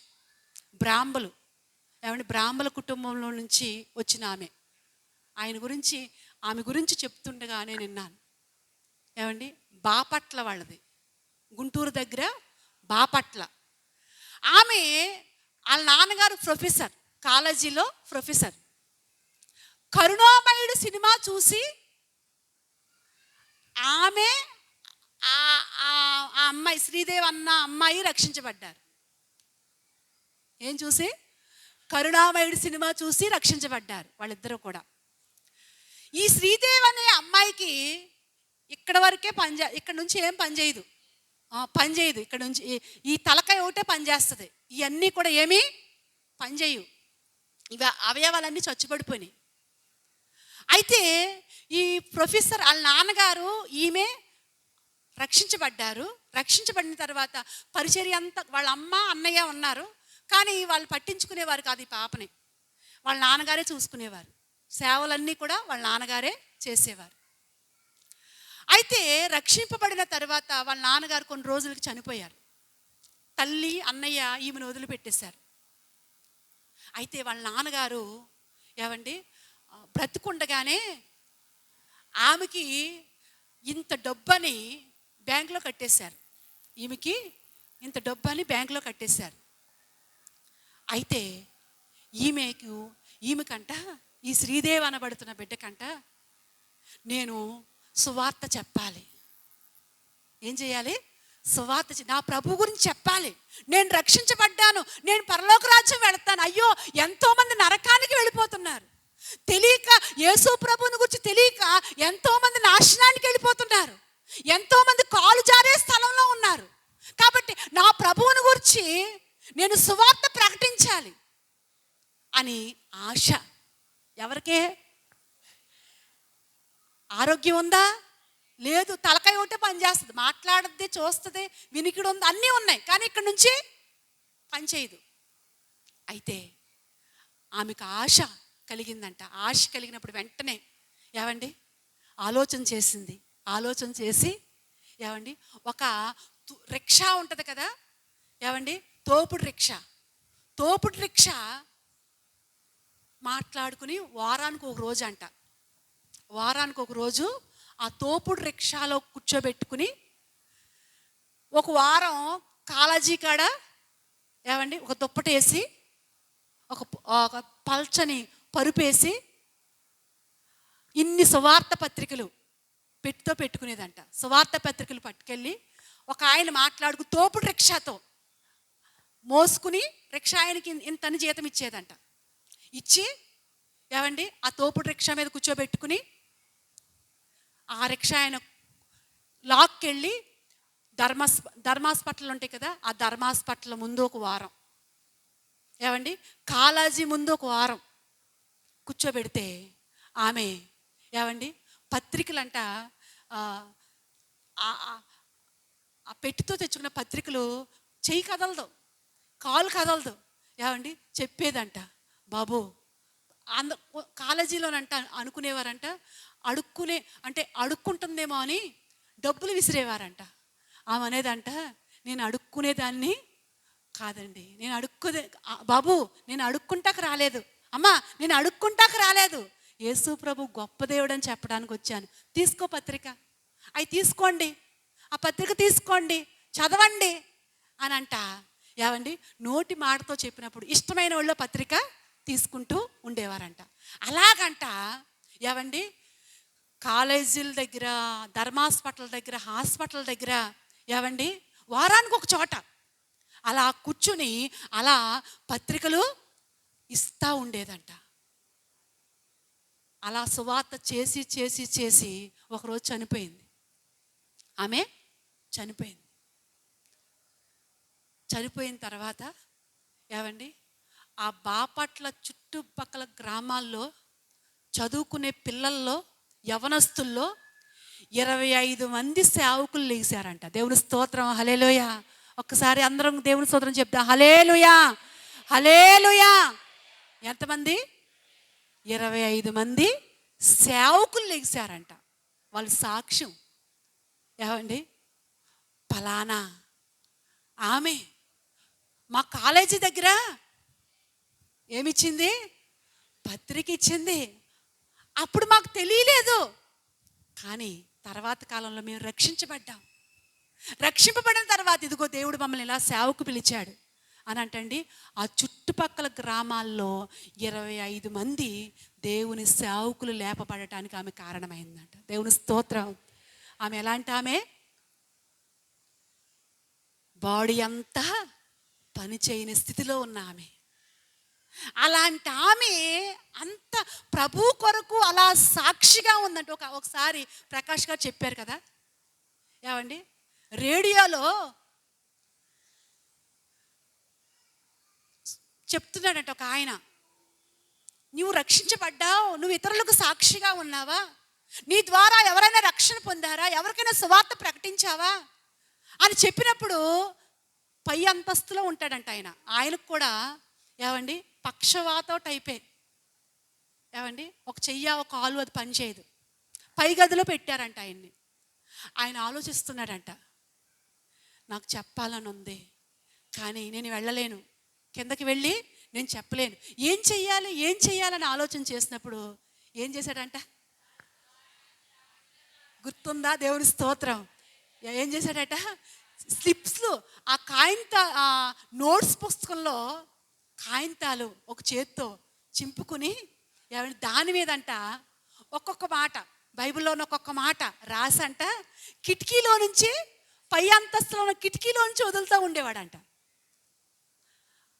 ఆ వదిలిన ఆ కాయింతాన్ని బట్టి ఒక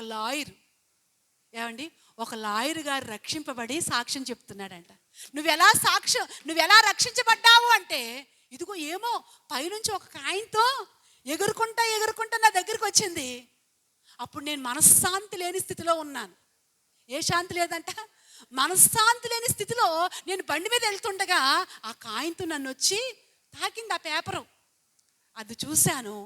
ఆ మాట నన్ను రక్షణలోనికి నడిపించింది. దేవుని స్తోత్రం.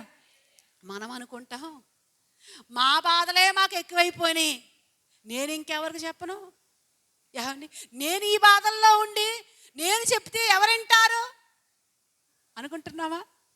ఏమండి, నువ్వెవరికి సాక్షిగా ఉన్నావు? బలలో చేయి పెడుతున్న ప్రతి ఒక్కరూ ఎలా ఉండాలంట?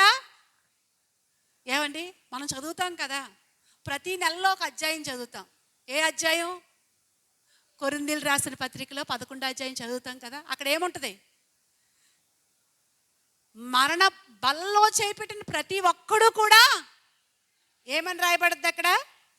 మరణ పునరుద్ధానాల్ని ప్రచురించాలి. దేవుని స్తోత్రం. ఏమండి, మరణ పునరుద్ధానాలను ప్రచురించాలి.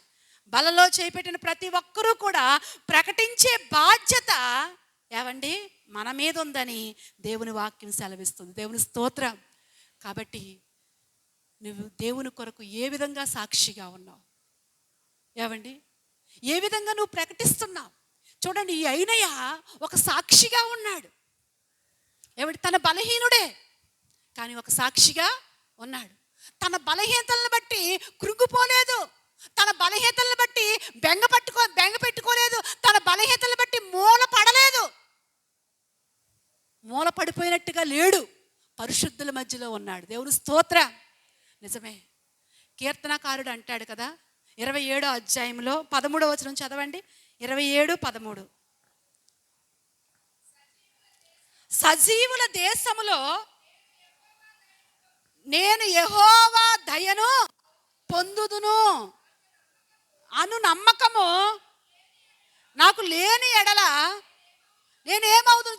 చూడండి, ఇక్కడ ఏమంటాడంటే సజీవులున్న దేశంలో ఏంటంట? నేను అంటే దేవుని దయ కావాలంటే నువ్వు ఎక్కడ ఉండాలి? సజీవులున్న దేశంలో ఉండాలంట. మరి సజీవులు ఎక్కడున్నారు?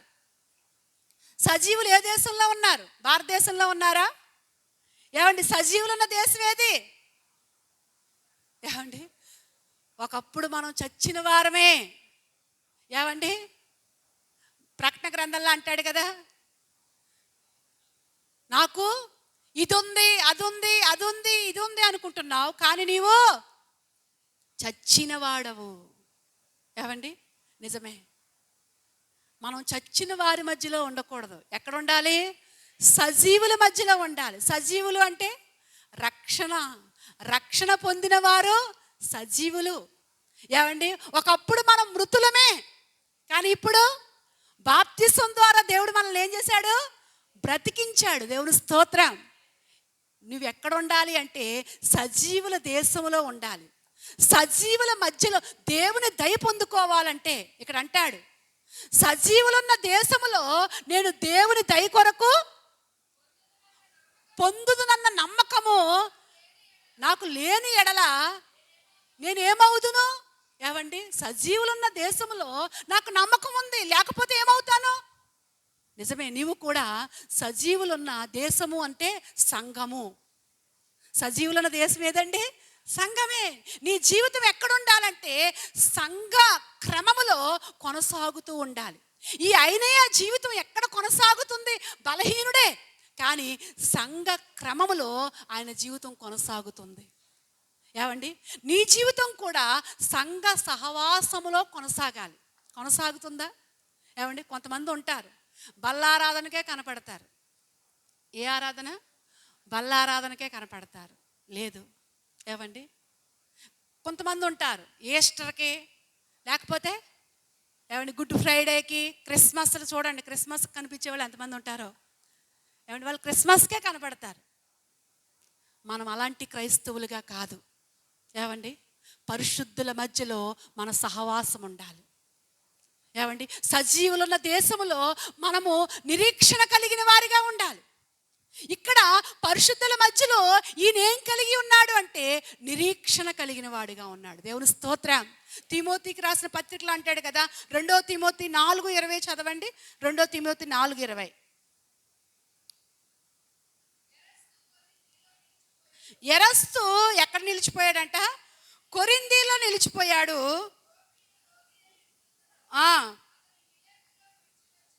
చూడండి, కొంతమంది పౌలు సేవా పరిచర్యలోనంటండి నిలిచిపోయిన వారిని గురించి రాస్తూ ఉన్నాడు. ఈయన పేరు ఏంటంట? ఎరస్తు. ఎక్కడ నిలిచిపోయాడంట? కొరింథీలో నిలిచిపోయాడంట. నిజమే, మనం నిలిచిపోయేవారిగా ఉండకూడదు, ఆగిపోయేవారిగా ఉండకూడదు. శ్రమ వచ్చిందనో, కష్టం వచ్చిందనో, నిందొచ్చిందనో, అవమానం వచ్చిందనో విశ్వాసంలో ఆగిపోయేవారిగా ఉండకూడదు. ఏమండి, ఏలియా అంటాడు ఎలీషాతో, నువ్వు ఇక్కడ ఆగిపో అంటే ఏమన్నాడు ఎలీషా? లేదు లేదు, యెహోవా జీవము తోడు, నీ జీవము తోడు, నేను ఇక ఆగను. కడవరకు కూడా నిరీక్షణతో వెంబడించాడు. దేమా ఉన్నాడు. దేమా ఏం చేశాడు?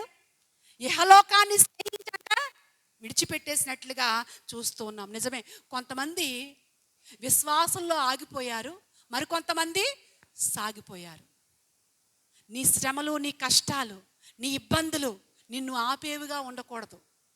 ఏమండి, ఎలాంటి కష్టమైనా, ఎలాంటి బలహీనత అయినా నువ్వు సాగిపోయే స్థితిలో ఉండాలి. ఫిలిప్పీయులకు రాసిన పత్రిక 2వ అధ్యాయంలో చూడండి, త్వరగా చూద్దాం. 2:25 చదవండి. 2:25 మరియు నా సహోదరులను నీ దూతయు ఉపసించువాడునైనా మీ వద్దకు అగత్యమని అనుకుంటుని, అతడు రోగి అయినను మీరు వింటిరి కనుక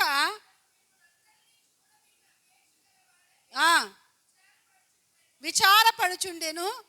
నిజముగా చావునకు సిద్ధమై ఉండెను గాని దేవుడు అతనిని బాగు చేసెను. దేవుని స్తోత్రం. ఏమండి, మన దేవుడు ఎలాంటి వాడు అంటే మరణకరమైన రోగము నుండి కూడా విడిపించేవాడు. దేవుని స్తోత్రం. విడిపించలేదా? ఎంతమందిని విడిపించాడండి? ఎన్ని సాక్ష్యాలు, మనకి ఎన్ని సాక్ష్యాలు ఇచ్చాడు. ఆయనకు అసాధ్యమైంది ఏది లేదు. అయితే ప్రతి దానికి కూడా సమయం ఉంది. నీ కష్టాల్లో నుంచి విడిపించడానికి సమయం ఉంది, నీ బాధల్లో నుంచి విడిపించడానికి సమయం ఉంది. అయితే నువ్వు అనుకున్న సమయం కాదు, దేవుడు అనుకునే సమయం కొరకు నువ్వేం చేయాలి? కనిపెట్టాలి. దేవుని స్తోత్రం. దేవుడు ఒక సమయం పెట్టాడు. ప్రసంగి గ్రంథంలో అంటాడు కదా, ప్రతిదానికి ఏముందంట? సమయం ఉంది. దేవుడి సమయం వచ్చేంత వరకు కూడా నువ్వు ఎలా ఉండాలో తెలుసా? హెబ్రీయులకు రాసిన పత్రిక చదువుదాం, చూడండి. హెబ్రీయులకు రాసిన పత్రిక 10:32 చదవండి. త్వరగా చూసుకుని ముగించేసుకుందాం. 10:32. అయితే మీరు వెలిగింపబడిన మీదట శ్రమలతో కూడిన గొప్ప పోరాటం. చాలండి, ఇక్కడ ఆగమ్మా. ఏమండి, మనం వెలిగింపబడిన మీదట, వెలిగింపబడడం అంటే రక్షణ పొందిన తరువాత ఏముంటుందంట? పోరాటం ఉంటుంది. అందరూ చెప్పండి, ఏముంటుంది? పోరాటం ఉంటుంది. పోరాటం. ప్రతి ఒక్కరూ కూడా పోరాడడానికి ఎలా ఉండాలి? సిద్ధంగా ఉండాలి. దేవుని స్తోత్రం. పోరాడడానికి పిరికివారిగా ఉండకూడదు. ఏమండి, గిద్యోను కాలంలో 32,000 మంది పోరాడడానికి వచ్చారు. ఏమండి, దేవుడు అన్నాడు, ఇదిగో మీలో ఎవరైతే పిరికోళ్ళు ఉన్నారో వాళ్ళు వెనక్కి వెళ్ళిపోండి అంటే ఎంతమంది వెళ్ళిపోయారు? మేము పోరాడలేమని వెళ్ళిపోయారు. ఎంతమంది? 22,000 మంది వెళ్ళిపోయారు. ఎన్ని వేల మంది అంటే, మాకు పోరాటం వద్దు, మాకు పోరాటం, మేము పోరాడలేం. పోరాటం లేకుండా మహిమ లేదు, పోరాటం లేకుండా బహుమతి లేదు, పోరాటం లేకుండా ఆశీర్వాదాలు లేవు. మాకు పోరాటాలు వద్దు అంటే ఏమండి, దేవుని మహిమ నీవు పొందలేవు. చూడండి, మీకు ఒక తెలిసిన విషయం చెప్తాను. పులస చేప తెలుసా? పులస. ఏమండి, మనకు తెలదు. ఎక్కువ గోదావరి ధవళేశ్వరం కాడ అమ్ముతూ ఉంటారు కదా. ఓసారి సిద్ధాంతం సిస్టర్ గారు తెచ్చారు మాకు మొక్కలు. ఎప్పుడు చూడలేదు, అదొక్కసారే చూస్తాం మేము. పులస అంటే విన్నాం కానీ, ఏమండి, దానికి ఒక సామెత కూడా చెప్తారు కదా, పుస్తులు అమ్ముకున్న ఆయన పులస తినాలంటారంట. అసలు పులస అంత టేస్ట్, అంత ఖరీదు, అంత ఖరీదైన చేపగా మారడంలో విశేషం ఏంటి? ఏమండి విశేషం ఏంటో చెప్పరా? ఏమండి అదంట, దాని చరిత్ర ఏంటంటే అది ఆస్ట్రేలియాలో ఉంటుందంట. ఆ ఇలస అనేవి ఆస్ట్రేలియాలో దాని యొక్క అంటే దాని జాతి అక్కడదంట ఆస్ట్రేలియా నుంచి సముద్రంలో ఏమండి ఎదురీదుతూ వస్తుందంట కాకినాడ. ఆస్ట్రేలియా ఎక్కడ ఉంది, కాకినాడ ఎక్కడ ఉంది? ఏమండి ఆ సముద్రంలో ఆస్ట్రేలియా నుంచి ఈదుకుంటూ వస్తాయంట కాకినాడ వరకు, కాకినాడ సముద్రం వరకు. ఆ కాకినాడ సముద్రంలో నుంచి ఏమంటే నీళ్లు వదులుతారు కదా, ఈ నీళ్లు టేస్ట్కి, కాలువల నీళ్లు టేస్ట్కి అది ఆ కాలువల్లోకి వచ్చి, కాలువల్లోంచి, ఆ బోధుల్లోంచి, కాలువల్లో నుంచి గోదావరిలోకి వెళ్తుందంట. ఏమండి గోదావరిలోకి వెళ్ళిన తర్వాత ఎలా మారిపోద్దంట? పులసగా మారిపోద్ది. ఇలసగా ఉన్నప్పుడు దానికి విలువ ఉండదు, కానీ పులసగా మారిపోయిన తర్వాత దాని విలువ అసలు చాలా ఎక్కువ. అలాగా ఆ పులసగా మారడానికి ఏమండి ఎక్కడి నుంచి ఈదుకొచ్చింది? ఎదురీదడం అంటే నిజమే, క్రైస్తవుడు కూడా ఎంత ఎదురీదతో పోరాడతాడో అంత గొప్ప విలువలు పెరిగిపోతాయి. దేవుని స్తోత్రం. ఏమండి నీ విలువలు పెంచేది ఏంటో తెలుసా? నీ సుఖాలు కాదు, నీ సంతోషాలు కాదు. ఏమండి నీ భక్తి విలువను పెంచేది ఏంటండి? శ్రమలే. అందుకు నమ్ముతావా? నమ్మిన వారు దేవుని స్తోత్రం చెప్పండి. హల్లెలూయా. నువ్వెంత పోరాడితే, నువ్వెంత పోరాటంలో ఉంటే అంత బహుమానం నువ్వు పొందుకుంటావు. దేవుని స్తోత్రం. పోరాటాలు ఎక్కువగా ఉన్నాయి. చాలామంది అనుకుంటారు అన్నీ నాకేనండి, అన్ని బాధలు నాకే. వాళ్ళు బాగా ఉన్నారు, నాకే పిల్లలు లేరు. ఏమండి లేకపోతే నాకే కష్టం, వాళ్ళందరూ బాగా ఉన్నారు.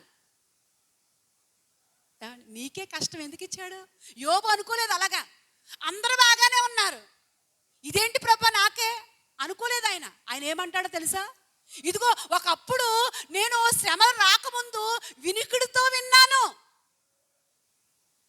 వినికిడితో ఆయన గురించి విన్నాను, ఇప్పుడు ఆయన్ని కన్నులారా చూస్తున్నాను. దేవుని స్తోత్రం. ఏమండి దేవుణ్ణి చూసే అనుభవంలోనికి, ఏమండి దేవుణ్ణి అనుభవించే, తన జీవితంలో అనుభవించే ఆ అనుభవంలోనికి నడిపించింది ఏంటి? శ్రమ. దేవుని స్తోత్రం. ఏమండి దేవుణ్ణి చూడండి, తేనె గురించి తేనె చాలా తీయగా ఉంటుంది, చాలా తీయగా ఉంటుంది, అన్నిటికంటే తీయగా ఉంటుంది. అది తేనె గురించి మనం ఎంత ఎక్స్ప్లెయిన్ చేసినా, ఏమండి చెప్పిన దానికంటే నాలుక మీద వేసుకుంటే, ఏమండి నాలుక మీద వేసుకున్నది వేరు, దాన్ని నాలుక మీద ముట్టకుండా తేనె అసలు ఎప్పుడు కూడా నాలుక మీద పడకుండా దాని గురించి చెప్పింది వేరు. ఏమండి టేస్ట్ చూసింది వేరు. అలాగే నువ్వు ప్రభువుని అనుభవించింది వేరు. ఏమండి నువ్వు అనుభవపూర్వకంగా ఆయన్ని నువ్వు అనుభవించింది వేరు, ప్రభువుని గురించి ఏదో మాటలతో చెప్పింది నిజమే. నువ్వు ఆయన్ని అనుభవించాలంటే నిజంగా నేను ఒక రకంగా నేను చెప్పగలది ఏంటో తెలుసా? నా శ్రమే ఆయన్ని అనుభవించినట్లుగా చేసింది. దేవుని స్తోత్రం. నా కష్టం, నా బాధ ఆయన్ని అనుభవించినట్లుగా చేసింది. ఆయన ఎంత గొప్పవాడో, ఆయన యొక్క ఎంత శక్తిమంతుడో, ఆయన ఎంత జాలిగల దేవుడో, ఆయన ఎంత దయగలవాడో, ఎంత పరిశుద్ధుడో, ఎంత సమీపమునుండే దేవుడో. ఏమండి నా సంతోషం ఎప్పుడూ కూడా ఆయన్ని నేను అనుభవించలేదు, కానీ నా కష్టంలో నేను ఆయన్ని అనుభవించాను. దేవుని స్తోత్రం. ఏమండి నిజమే, నీకు పోరాటం ఎందుకు వస్తుందో తెలుసా? పోరాటాలు దేవుడు ఎందుకు అనుమతిస్తున్నాడో తెలుసా? నువ్వు ఆయన అనుభవిస్తావని. నువ్వు ఆయన్ని అనుభవించాలి, ఆయన్ని అనుభవించాలి. ప్రభుని నువ్వు అనుభవించాలి. నీ యొక్క జీవితంలో ఆయన నువ్వేం చేయాలి? అనుభవించాలి, అనుభవించాలి. యోబు అంటాడు, నేను కన్నులారా ఆయన్ని చూస్తున్నాను. నువ్వు ఆ అనుభవంలోకి వెళ్ళావా? ఏమండి, అలాంటి నిరీక్షణ నీలో ఉందా? నిరీక్షణలోకి నువ్వు వచ్చావా? ఏమండి, ఎప్పుడైతే ఆయన్ని అనుభవిస్తావో, ఆ నిరీక్షణలోనికి వస్తావో, అప్పుడు ఏమనిపిస్తుంది? ఏమనిపిస్తుందో తెలుసా? నాకేమనిపిస్తుందో తెలుసా? ఏమండి, ఎప్పుడు వెళ్ళిపోతామా అనిపిస్తుంది. దేవుని స్తోత్రం. రోమీలకు రాసిన పత్రిక అంటాడు, మనము పొందబోయే మహిమ ఎదుట ఇప్పటి కాలపు శ్రమలు ఎన్నదగినవి కావు. నువ్వు ఎన్ని పోరాటాల్లో ఉన్నా ఒకరోజు నీకు మహిమ ఉంది, నువ్వు పొందబోయే మహిమ ఉంది. ఏమండి, ఆ మహిమ ఎదుట చెప్పుకోదగ్గ ఏమీ కాదు. కాబట్టి మనం పోరాడే క్రైస్తవులుగా ఉండాలి. ఇక్కడ అంటాడు, మీరు వెలిగింపబడిన మీదట, ఆ వచనం చదవండి. హెబ్రీయులు రాసిన పత్రిక ఇంకా పూర్తి అవ్వలేదు కదా, అది 32.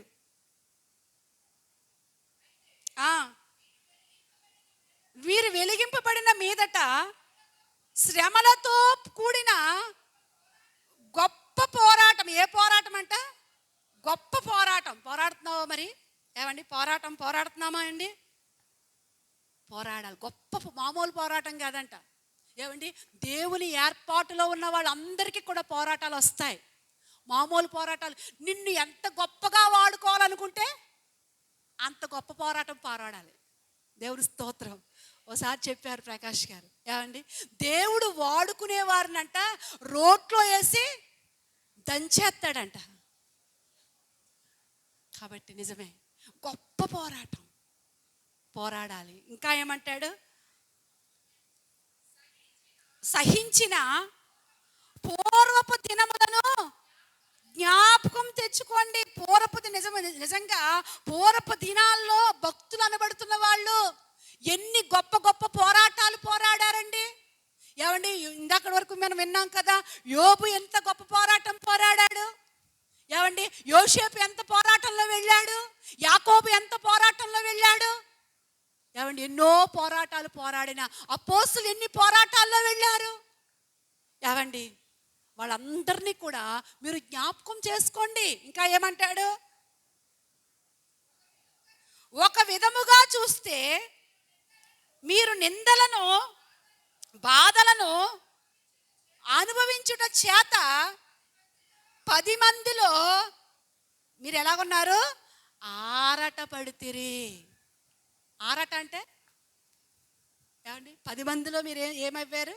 10 మందిలో కూడా ఆరట పడ్డారు. అంటే అలసిపోయినట్టుగా అయిపోయారు, ఆరట పడ్డారు 10 మందిలో. కానీ ఇంకా తర్వాత ఏమంటాడు? మరి ఒక విధముగా చూస్తే వాటిని అనుభవించిన వారిలో పాలివారయ్యారు. దేవుని స్తోత్రం. ఒక విధంగా చూస్తే మీ నిందలు, మీకు వచ్చిన నిందలను బట్టి, అవమానాలను బట్టి 10 మందిలో లోకు అయినట్టుగా, 10 మందిలో సిగ్గుపడినట్లుగా, 10 మందిలో ఏదో యోబుని ఏమన్నారు? ఏదో పాపం చేశాడు అందుకనే జరిగింది అలాగా, ఏదో చేశారు అందుకనే అలా జరిగింది. ఏమండి, 10 మందిలో మీరు ఆరాటపడ్డారు. చాలామంది ఏమండి, ఎవరికైనా కొంచెం కష్టం రాగానే వాడికి రావాలి, అలాగే రావాలి, వాడు చేశాడు అని ఏమండి తోలనాడుతూ ఉంటారు. కానీ దేవుని బిడ్డలు ఎప్పుడూ కూడా ఏమండి కష్టంలో ఉన్న వారిని చూసి, శ్రమలో ఉన్న వారిని చూసి మనం ఎప్పుడూ కూడా అలా తోలనాడకూడదు. ఏమండి, తోలనాడితే దేవుని కోపానికి గురైపోతాం.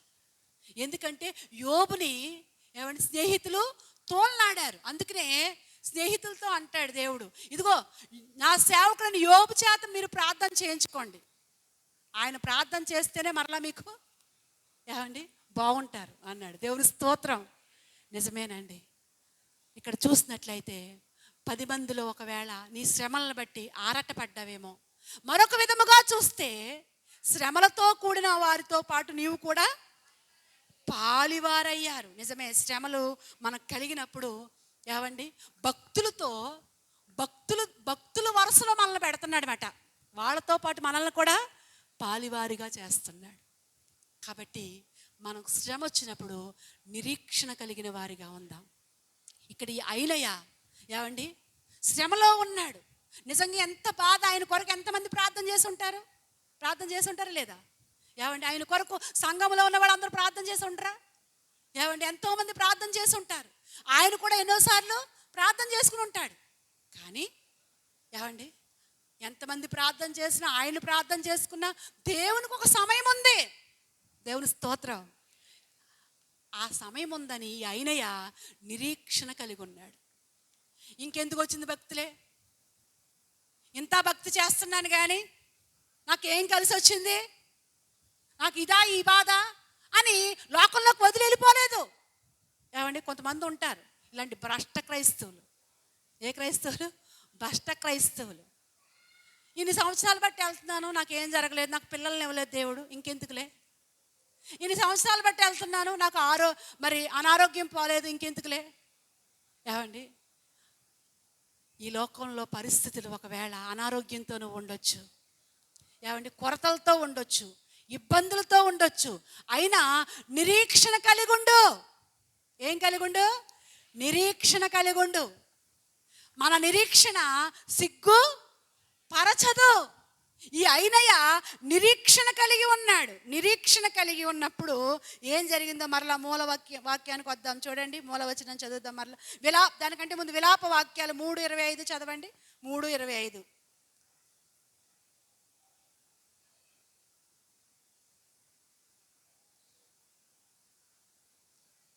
అమ్మా, తన్ను ఆశ్రయించిన వారి మీద యెహోవా దయాళుడు. దేవుని స్తోత్రం. తన్ను ఆశ్రయించిన వారి మీద యెహోవా ఎవరంట? దయాళుడు అంట. దయాళుడు, దయగలిగిన వాడు. ఆయన విడిచిపెట్టడు. ఆయన ఇక్కడ అంటాడు, మీకు అనేక పోరాటాలు వచ్చినా కానీ ధైర్యాన్ని విడిచిపెట్టొద్దు, నిరీక్షణ కలిగి ఉండండి, ఓపిక కలిగి ఉండండి అంటాడు. కాబట్టి ధైర్యం కలిగిన వారిగా ఉందాం, నిరీక్షణ కలిగిన వారిగా ఉందాం. ఇక్కడ అయినయ్య ఏమండి నిరీక్షణ కలిగి ఉన్నాడు. ఆయన మీద ఆశ కలిగి ఉన్నప్పుడు ఆయన దయ కలిగి ఉంటాడు నీ మీద. నువ్వు నిరీక్షణతో ఉన్నప్పుడు, నీ నిరీక్షణ దేవుని మీద పెట్టుకున్నప్పుడు ఈ లోకంలో అవసరమైతే నీకు స్వస్థతనిస్తాడు, ఈ లోకంలో అవసరమైతే విడిపిస్తాడు. లేకపోతే కొన్నిసార్లు అండి మన ముళ్ళు ఒకవేళ అవసరమైతే అలాగే ఉంచుతాడు. పౌలుకి ముళ్ళు తీసేయమని ముమ్మారు ప్రార్థన చేశాడంట. తీసాడా? తీయలేదు. పౌలు ఏమన్నాడు? ఇంకెందుకు వచ్చింది దేవుడు, దేవుని కొరకు ఇంత రక్తాలు కారేలాగా శ్రమ పడుతుంటుంటే ఏంటి బాధలు చీచి అనుకున్నాడా? లేదు లేదు. ఏమన్నాడు? నేను ఎప్పుడు బలహీనుడునో అప్పుడే బలవంతుడు. దేవుని స్తోత్రం. ఆయన కృప నా మీద నిలిచి ఉంది, ఆయన మహిమ నా మీద నిలిచి ఉంది. నిజమే, దేవుని బిడ్డలుగా ఒకవేళ శ్రమలతో కూడిన పోరాటంలో నువ్వు ఉన్నావా? నిరీక్షణ కలిగి ఉండు. దేవుడు ఒకరోజు విడిపిస్తాడు. ఒకవేళ విడిపించకుండా దేవుడు ఒకవేళ అవసరాన్ని బట్టి అలా ఉంచాడా, ఒక రోజున ఏమండి శాశ్వతమైన జీవములో నీకు దానికి ప్రతిఫలం ఇస్తాడు. దేవుని స్తోత్రం. ఆయన విడిచిపెట్టే దేవుడు కాదు. అయినయ్య చూశాడు పేతురు. ఏమండి అయినయ్య వైపు చూశాడంట. పరిశుద్ధులు ఎంతో మంది ఉన్నారు, కానీ ఈయన మాత్రం వాళ్ళ మధ్యలో ఎలా ఉన్నాడట? బలహీనుడుగా ఉన్నాడు. బలహీనుడుగా ఉన్న ఈయన వైపు ఎప్పుడూ కూడా, అంతకుముందు ఎప్పుడూ కూడా పేతురు గారు లుద్దా గ్రామానికి రాలేదు, ఇదే మొదటిసారి వచ్చాడు. ఏమండి ఈయన చూడగానే పిలుస్తున్నాడు. ఏమనో తెలుసా? అయినయ్యా. దేవుని స్తోత్రం. పేతురు గారికి పేరు ఎలా తెలుసు? ఏమండి పేతురు కాదు అక్కడ పిలిచేది, ఎవరో దేవుడు పిలుస్తున్నాడు. దేవుని స్తోత్రం. నిజమేనండి, మన పేర్లన్నీ కూడా ఆయనకు తెలుసు. పరిశుద్ధ గ్రంథంలో చూస్తాం కదా. ఏమండి జక్కయ్యా అన్నాడు. అంతకుముందు ఎప్పుడైనా జక్కయ్యని కలిశాడు యేసుప్రభు? హాగరు అన్నాడు. అంతకుముందు హాగరు ఎప్పుడైనా దేవుని కలిసిందా అంటే? నిజమే. సౌలా సౌలా పేరు పెట్టి పిలుస్తాడండి. Martha Martha. నిజమే, మన పేర్లన్నీ ఎవరికి తెలుసు? దేవునికి తెలుసు. ఆయనకు మరుగైంది ఏది లేదు. ఆయన కనుదృష్టిలో మనము దాగి ఉండలేం. నువ్వు కూర్చుండుట, నువ్వు లేచుట, నువ్వు నడుచుట, నువ్వు ఆలోచన కలిగి ఉన్న ప్రతిదీ కూడా ఆయన ఎరిగి ఉన్న దేవుడు. దేవుని స్తోత్రం. ఇక్కడ ఆయనయా అని పిలుస్తున్నాడు. ఏమండి, పిలవగానే అక్కడ జరిగిన సంఘటన చూసుకుని ప్రార్థన చేసుకుందాం. చదవండి. పేతురు, అయినయా, యేసుక్రీస్తు నిన్ను ఏం చేస్తున్నాడు? స్వస్థపరుస్తున్నాడు. నీవు లేచి, దేవుని స్తోత్రం. ఇక్కడ పేతురు గారు, ఇదిగో అయినయ్యా, నేను నిన్ను స్వస్థపరుస్తున్నాను అనట్లేదు. యేసుక్రీస్తు నిన్ను స్వస్థపరుస్తున్నాడు. లేచి నీ పరుపెత్తుకో. దేవుని స్తోత్రం. ఈ రోజున మనల్ని దేవుడు పిలుస్తున్నాడు.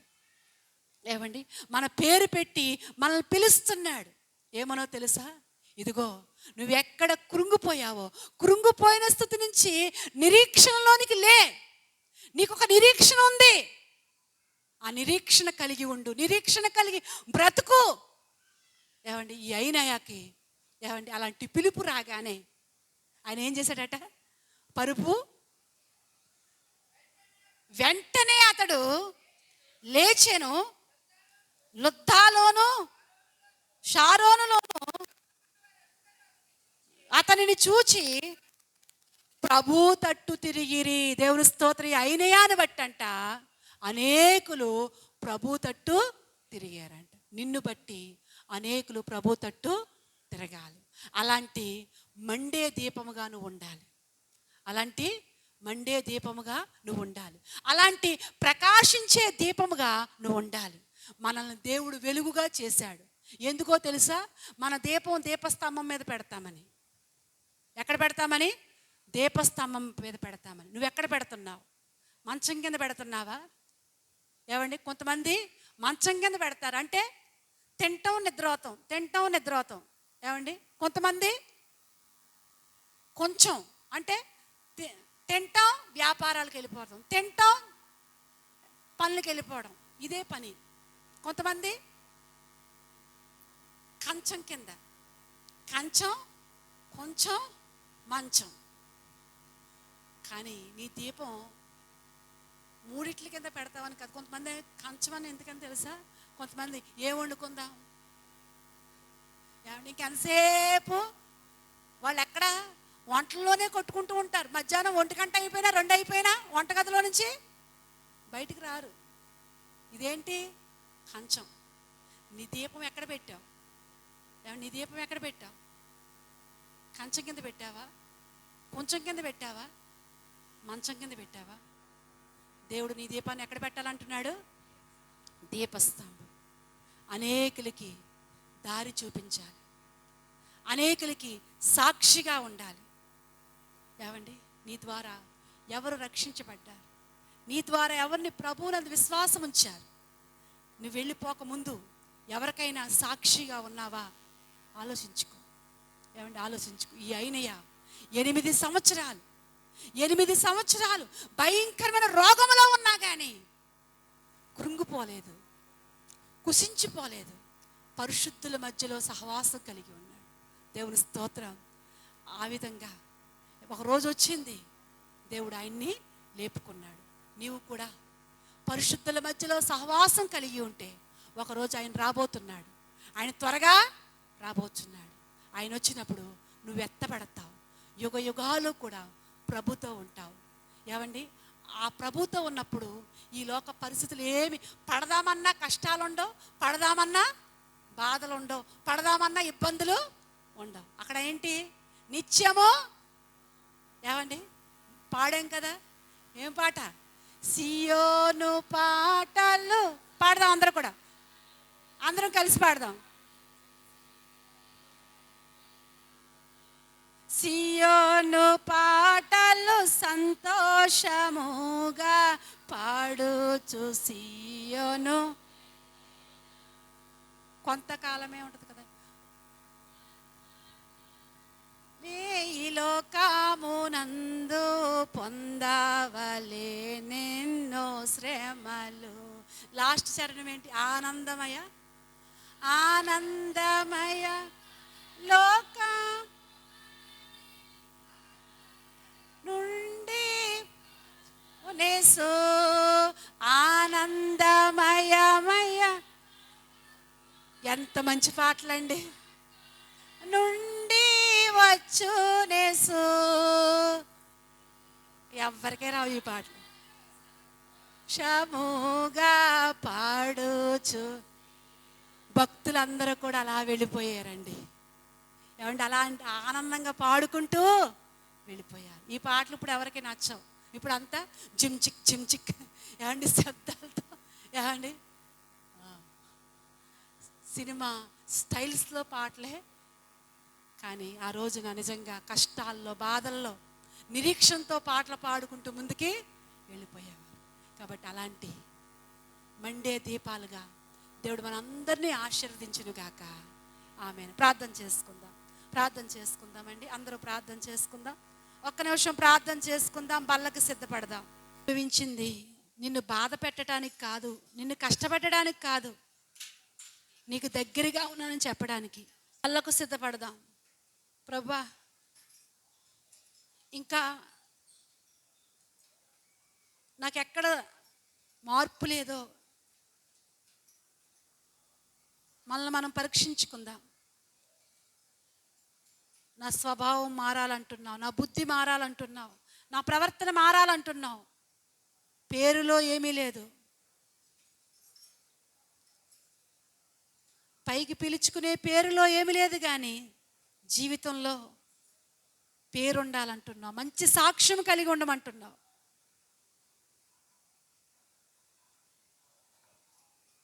నా బుద్ధిని మార్చు ప్రభువా, నా స్వభావాన్ని మార్చు, నాలో ఉన్న ప్రతి అవిధేయతను క్షమించు. అడుగుదాం ప్రభువుని. ఒక వాక్యం తీసి చదువుదామండి.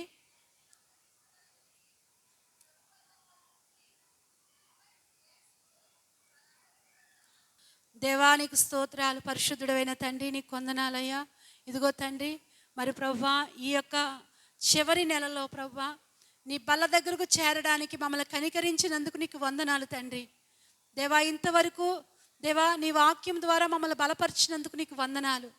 దేవా, నీ బలలో చేయి పెట్టడానికి మమ్మల్ని మేము పరీక్షించుకోమని చెప్తున్నావు. నిజమే తండ్రి. అయినయ్యా ప్రభువా నాయన, ఇదిగో ఒక పొగడబడదగిన వ్యక్తిగా ప్రభు పేరు కలిగి ఉన్నాడు. అయితే ఆ పేరుకు తగ్గట్టుగానే తన జీవితంలో రక్షింపబడి తన బలహీనుడైనా కానీ నీ కొరకు ఒక సాక్షిగా బ్రతికాడు, మంచి సాక్ష్యం కలిగి ఉన్నాడు. అలాగే తండ్రి, మేము కూడా నాయన దేవా ఇదిగో ప్రభా అయ్యా మంచి సాక్ష్యం కలిగి ఉండడానికి సహాయం చేయండి. మరి ప్రభా నీ శరీరముగా రొట్టెనిచ్చావు తండ్రి. మరి ప్రభా ఈ రొట్టెను తినువాడే ప్రభా, నా రక్తము త్రాగువాడే నిత్య రాజ్యానికి వారసుడు అన్నావు. అయితే ఈ రొట్టెగా కాకుండా నీ శరీరముగా ఈ రొట్టెను మీరు ఆశీర్వదించండి. ఇది ప్రభా తండ్రి కుమార పరిశుద్ధాత్మ నామములో దీన్ని విరిచి నాయన నిబిడలు తీసుకొని చుండగా దేవా ప్రతి ఒక్కరికి కూడా నాయన ఇదిగో ప్రభా నీ బలలో చేపెడుతున్నామనే ఆ యొక్క ప్రభా జాగ్రత్త కలిగి ప్రభా నీ శరీరం తీసుకుంటున్నామనే ఆ విశ్వాసముతో నీ బలలో చేపెట్టినట్లుగా దీవించమని యేసు నామములో ప్రార్థిస్తున్నాను తండ్రి. ఆమేన్. తండ్రి ఇదిగో ప్రభా ఈ పాత్రలో నుండి కూడా ద్రాక్షరసాన్ని ద్రాక్షరసంగా కాకుండా దీన్ని రక్తముగా ఆశీర్వదించండి దేవా. ఇదిగో ప్రభా ఇది నీ బిడలో తీసుకుంటున్నప్పుడు ప్రభా అయోగ్యముగా నీ బలలో చేయి పెట్టొద్దంటున్నావు తండ్రి. యోగ్యమైన ప్రవర్తనతో జాగ్రత్త కలిగి నీ బలలో చేయి పెట్టి నీ బిడలమైన మేమందరము ఆశీర్వదించబడడానికి సహాయం చేయమని యేసు నామములో ప్రార్థిస్తున్నాను తండ్రి. ఆమేన్. ప్రేమగల ప్రభువా, పరిశుద్ధులైన మా తండ్రి, మా పరలోక ప్రభు యేసయ్యా మీకు స్తోత్రాలు, వందనాలు ప్రభా. మమ్మల్ని ప్రేమించి ఈ 12 నెలల్లో కూడా బలలో పాలు పొందే భాగ్యాన్ని మీరు మాకు ఇచ్చారు తండ్రి. మీకు స్తోత్రాలు. బలలో పాలు పొందిన మేము మీ మరణ పునరుద్ధానాలు ప్రచురపరుస్తూ సంఘ క్షేమాభివృద్ధి కొరకు పాటుపడుతూ సమాధానం కలిగి ఉంటూ ప్రభా మీ పరిశుద్ధాత్మను కలిగి ఉంటూ ప్రభువా నాయన మీలో ముందుకు సాగడానికి మమ్మల్ని అందరినీ కూడా బలపరచమని యేసునామలో ప్రార్థిస్తున్నాము తండ్రి. ఆమేన్. పరిశుద్ధుడైన తండ్రి నీకు వందనాలు. ఇంతవరకు ప్రభా ఈ బల కార్యక్రమం అంతటిని ఆరాధన అంతటిని ఆశీర్వాదకరంగా జరిగించుకున్నందుకు నీకు వందనాలు. విత్తబడిన వాక్యాన్ని ఫలింపచేయండి. ఎన్నో విషయాలు మా ముందు పెట్టావు తండ్రి దేవా. ప్రతి మాట కూడా మేము జ్ఞాపకానికి తెచ్చుకుని నిరీక్షణతో బ్రతకటానికి మమ్మల్ని అందరినీ మీరు బలపరచమని ప్రభా పసిబిడ్డ మొదలుకు వృద్ధుల వరకు కూడా నీ కృపాక్షేమములతో ఆదరించి ఆశీర్వదించి వాడుకోమని ప్రభు వారు చేసిన వ్యవసాయాలు, పాడి పంటల ఉద్యోగాల్లో నీ కాపుదల దయచేయమని, వారు అర్పించిన ప్రతి అర్పణకు ప్రతిఫలం దయచేయమని, సమస్త మహిమలు మీరు మాత్రం పొందమని త్వరగా రాబోతున్న యేసయ్య పరిశుద్ధ నామంలో ప్రార్థించి స్తుతించి అడిగి వేడుకుంటున్నాం పరమ తండ్రి. ఆమేన్. తండ్రి అయిన దేవుని ప్రేమ, కుమారుని యొక్క యేసుక్రీస్తు కృప, పరిశుద్ధాత్మ యొక్క నేను సహవాసం ఎప్పుడు ఎల్లప్పుడూ కూడిన మనకును ఇరులోక పరిశుద్ధులకును సదాకాలము తోడే ఇక్కడ వరకు నడిపించి ఆదరించును గాక. ఆమేన్. ఆమేన్. అందరికీ వందనాలు.